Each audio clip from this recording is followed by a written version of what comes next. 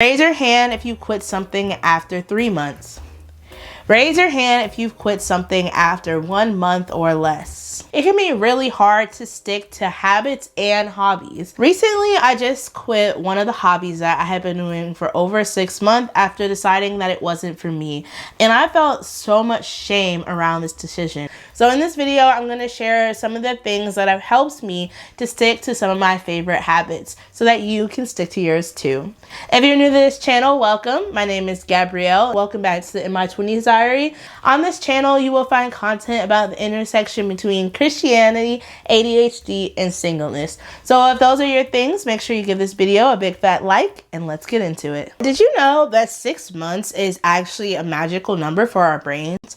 They did a scientific study and they found that it was after 6 months when things that were new started to lose their novelty.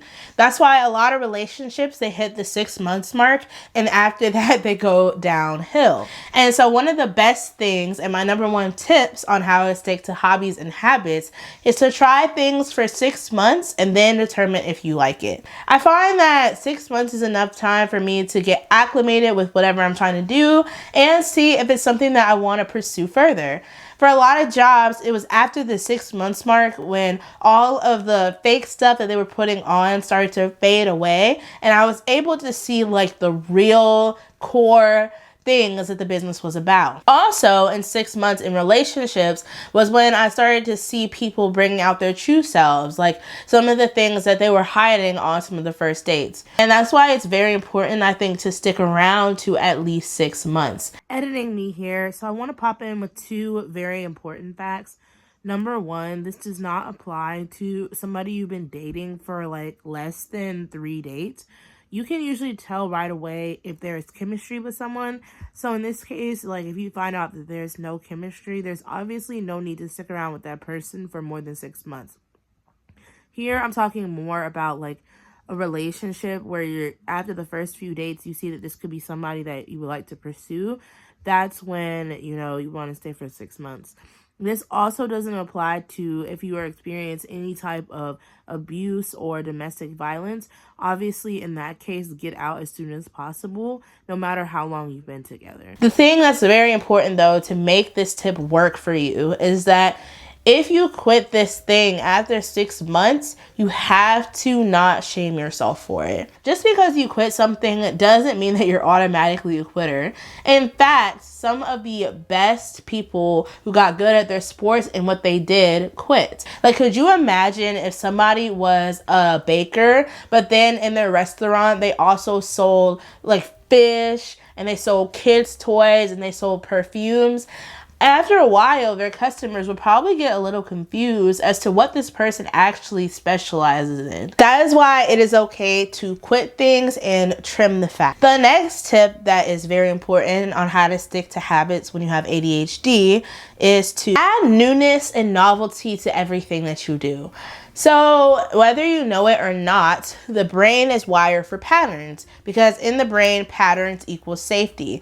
That's why you might find that you tend to wear the same shirt every time you go to work, or that you take the same route to and from work, or that you tend to use the same products every single morning in your skincare routine. These things are important. They can very quickly get old and boring. So if you can, try to add some newness and novelty to the things that you already do. So maybe instead of driving your car to work, you can wake up early and ride your bike to work.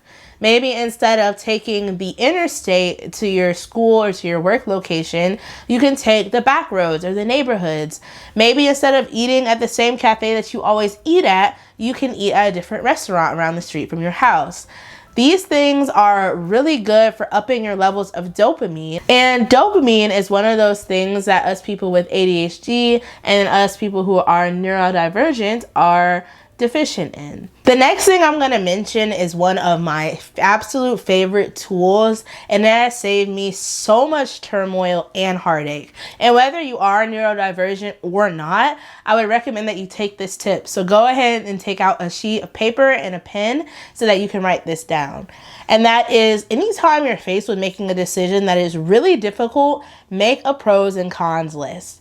So if you were into Gilmore Girls, then you know that Rory Gilmore was the queen queen of pros and cons lists. Whoa, those are not the final official pro-con list. Why? What's wrong with them? The lines are crooked, the printing's all sloppy. Harvard, Princeton, and Yale cannot see them looking like that. They're not going to see our pro-con list. What if they subpoena them? Then I'll roll them up in a ball and eat them.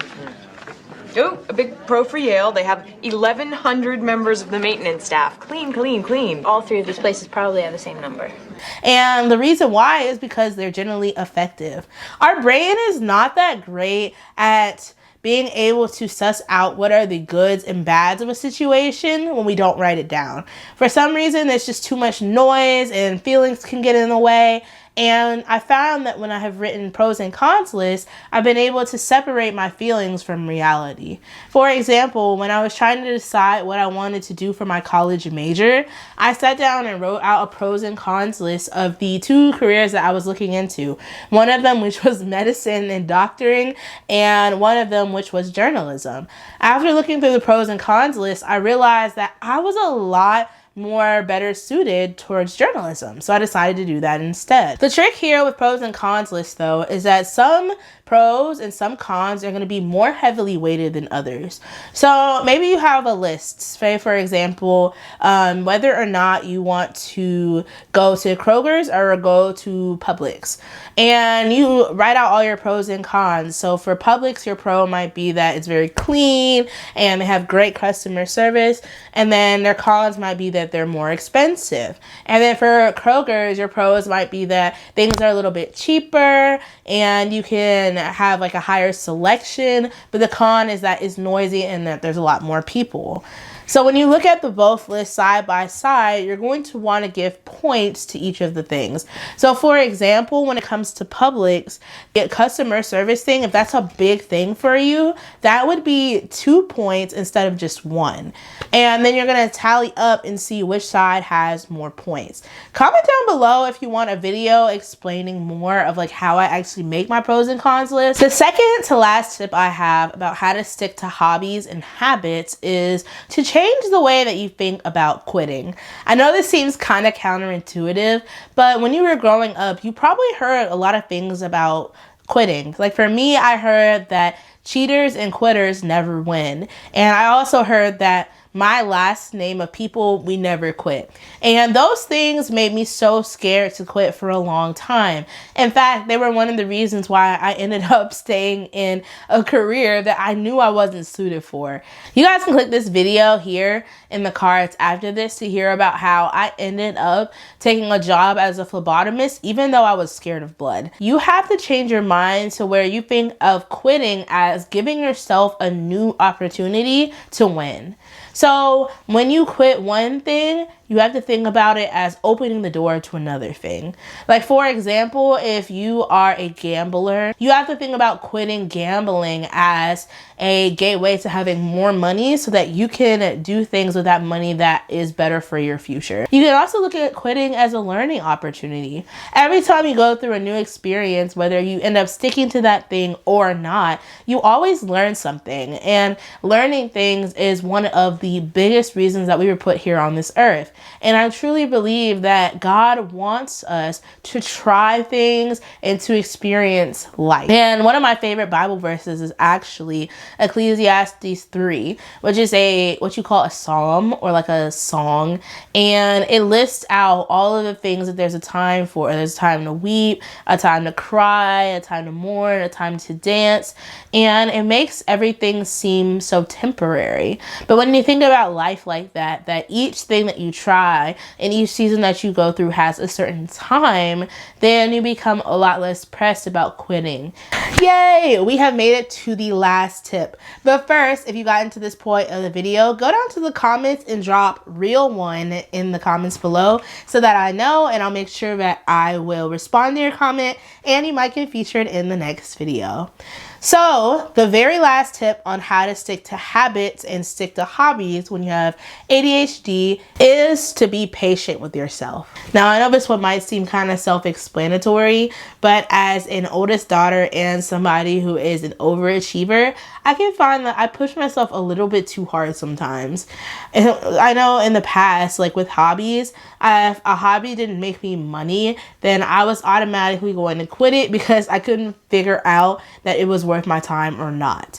Any hobby that you do or any habit that you stick to doesn't have to be productive, nor does it have to bring you money. If it brings you joy and makes you happy, that's a great reason to do it. For example, I love running, and running races is one of my favorite things, but it doesn't make me any money, and in fact, it actually costs me money. So just know that you might have to try a million different things before you find the thing that you're interested in.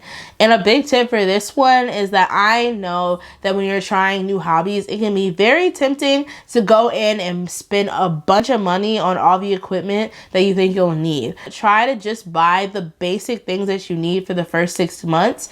Then if you decide that you want to continue with this hobby, you won't have a bunch of stuff sitting around like I do. And now let's get on to the inspiration station. I am so excited to share with you guys what this week's inspiration station is, because it has really changed my life and the way that I approach prioritization. So the channel is called How to ADHD, and the video is called How ADHD Affects Prioritization and Why Recognizing IBNUs Can Help. Now, if you were wondering, like, what the heck is an IBNU, I definitely recommend that you go and watch her video. But basically, she has 4 or 5, I don't know if it's 4 or 5, categories of importance. And she uses these 4 categories of importance with everything that she has to do in her life. And it has really helped me, because I find that one of my biggest reasons why I have meltdowns and I can't get anything done is because I can't prioritize. And ever since I've started using this system, I haven't had any problems with getting things done, and I always know exactly what I need to do. So definitely check out How to ADHD's video, and in the comments, make sure you tell her that In My 20s Diaries sent you there. Anyway, thank you guys so much for watching. If you made it to this point, make sure that you like the video before you leave, and also make sure you check out one of the videos in the end cards, and I will see you next week. Bye.